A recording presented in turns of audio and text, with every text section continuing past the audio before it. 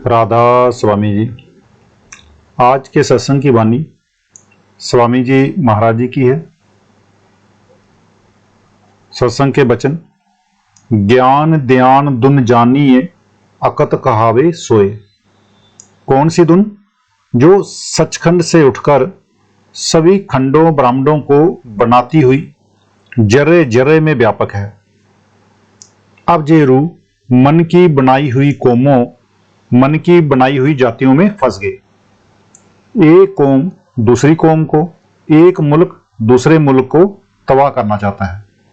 By से by का सलूक अच्छा नहीं, बाप से बेटे का सलूक अच्छा नहीं, स्त्री से पति का सलूक अच्छा नहीं। फिर आगे कहते हैं, कवारी सुरत करे बेविचारा, मन इंद्री संग फिरती लारा। मतलब कहते हैं कि किसी राजा की लड़की को किसी महाराजा से शादी करके महारानी बनाना था, मगर उसने गंदगी साफ करने वाले से प्यार कर लिया। फिर वह इतने पर भी सब्र नहीं करता, बल्कि आगे बेश्याओं के वश में आया हुआ है, यानी कि इंद्रियों के वश में आया हुआ है। जो इंद्रियां चाहती हैं उसे खींच कर ले जाती हैं, यानी रूह महारानी है। इसने मन को अपना पति बनाया हुआ है। मन के कहे रूह सारे काम करती है। मन के कहे खाना पीना, मन के कहे नाते रिश्ते कबूल करती है। ये सचखंड से आई थी, सारे जहान से उत्तम थी। जहां मन के साथ दोस्ती कर ली, मन आगे इंद्रियों के वश में आ चुका है। आंखों की इंद्रियां सुंदर सुंदर रूप की तरफ ले जाती हैं, अच्छे अच्छे कपड़ों की तरफ ले जाती हैं। कानों की इंद्रियां अच्छे अच्छे राग रंग की तरफ ले जाती हैं। रूह ने मन के साथ दोस्ती की हुई है और मन ने इंद्रियों के साथ दोस्ती की हुई है। इस रूह को महारानी बनना था, मगर मन के साथ दोस्ती करके अपनी मिट्टी पलीद कर ली है। जब तक इसको परमात्मा ना मिले, ये कुमारी है। इसका ब्याह परमात्मा से होना था। कहते हैं, अगर कुमारी लड़की किसी बदचलन से मिलकर बदचलन हो जाए तो कितना अफसोस है। रूह सतनाम की अंश, यानी कुल मालिक की लड़की है।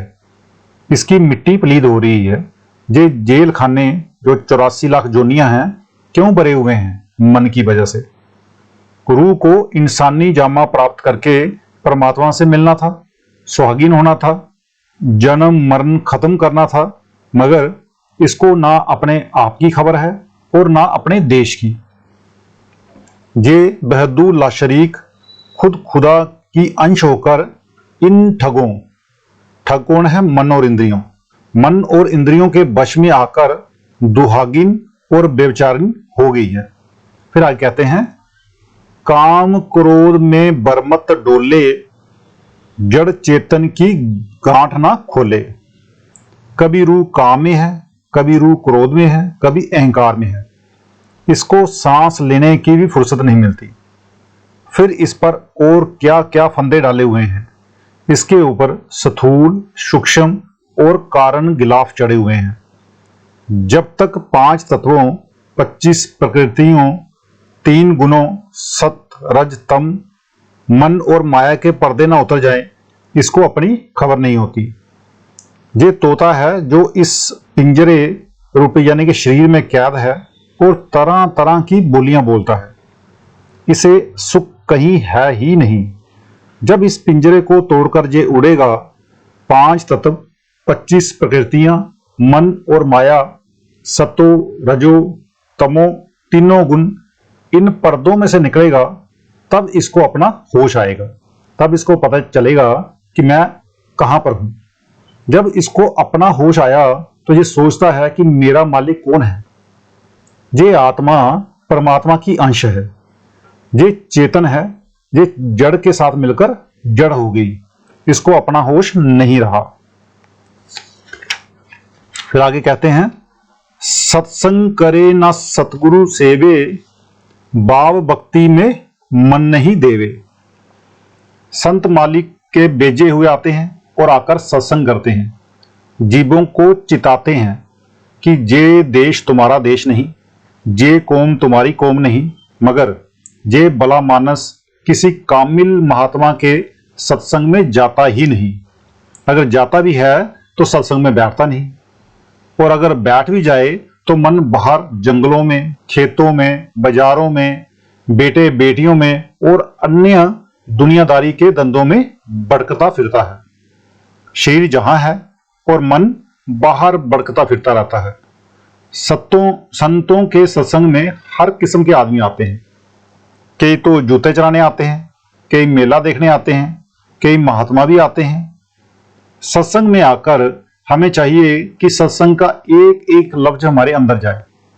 घर जाकर उस पर विचार करें कि जो महात्मा कहते हैं हमारे ऊपर गढ़ता है। अगर नहीं तो हमें कोशिश करनी चाहिए, नहीं तो मेले का मेला रहा। फिर आगे कहते हैं, काल चक्र का पड़ा हिंडोला, ऊंच नीच खावे जकजोला। जैसे कि कई दफा पहले भी मैं सत्संग में कह चुका हूं कि सारी दुनिया की रूहें 84 लाख जोनियों में कैद हैं। कई लाख किस्म के वृक्ष हैं, कई लाख किस्म के कीड़े पतंगे हैं, कई लाख किस्म के पक्षी, कई लाख किस्म के पानी के जीव, कई लाख किस्म के भूत प्रेत, यक्ष, किन्नर, गंधर्व, पशु, इंसान हैं। आपने मेले में कई बार हिंडोला चलता देखा होगा। कभी नीचे वाले लोग ऊपर जाते हैं और कभी ऊपर वाले नीचे आते हैं। ये 84 लाख जोनियों का हिंडोला चल रहा है। कभी घास, कभी फूस, कभी कुत्ता, कभी बिल्ला, कभी कीड़ा, कभी पतंगा, कभी बादशाह, कभी कंगाल। ये काल भगवान का जेल खाना है, जिसमें हम करोड़ों युगों बल्कि अनंत काल से काल भगवान की कैद में हैं। वेद शास्त्र, इस्लाम मजहब के कामिल फकीर मतलब कि सारी मजहबी किताबें कहती हैं कि कभी हम ऊंची जोनियों में गए तो कभी नीची जोनियों में। जब ऊंची जोनियों में बुरे कर्म किए तो नीचे आना पड़ा। किसी महात्मा की वाणी है, केते राम से कोट किए उपाय, केते कृष्ण हऊ ते काल खाए। हमारे पाप हमें ये सोचने और विचार करने ही नहीं देते।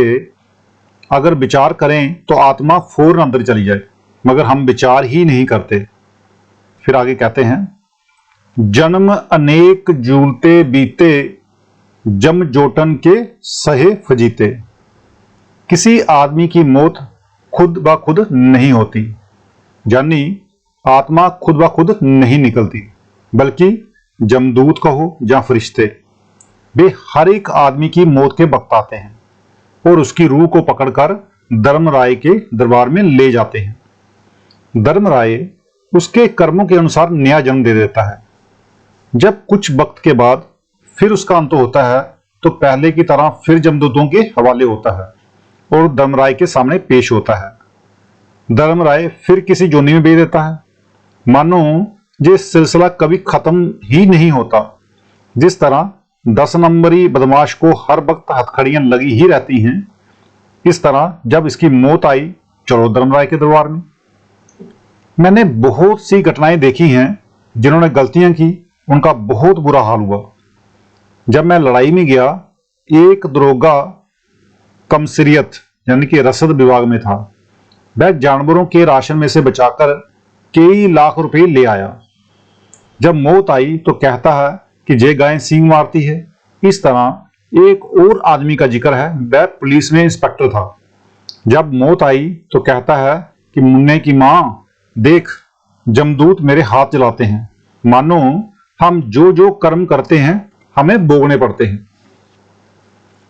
फिर आगे कहते हैं, धर्मराय नित करे खुवारी, नरकन में बोगे दुख बारी।